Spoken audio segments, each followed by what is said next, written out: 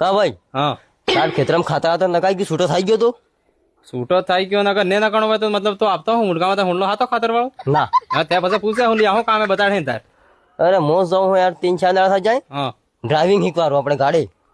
કઈ બે ટાયર વાળા કે ચાર પૈડે વાળી 4 પૈડો વાળી અચ્છા હવે શીખવા તા મો એમ કહું હા. એક બાપ દાદા વાળી ગાડી શીખી આજ લગન થઈ કહીએ અહીંયા ખેતરમાં ચાલે ગઈ ના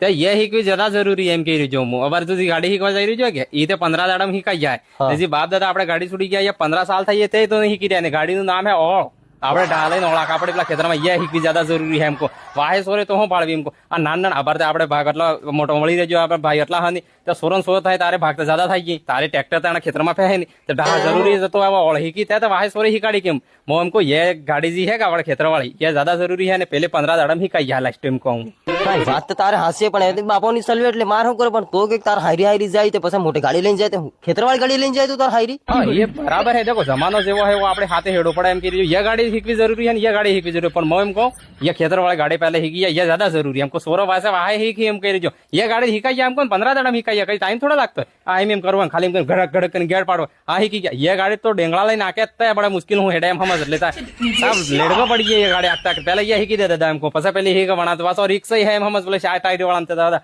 હું થાય મને પતો ને આ ગાડી થોડીક સેફ એમ કરી જો એ પાસે અનાજ સબ ઉગાડી ના લે હે એમ ધ્યાન રાખ થોડો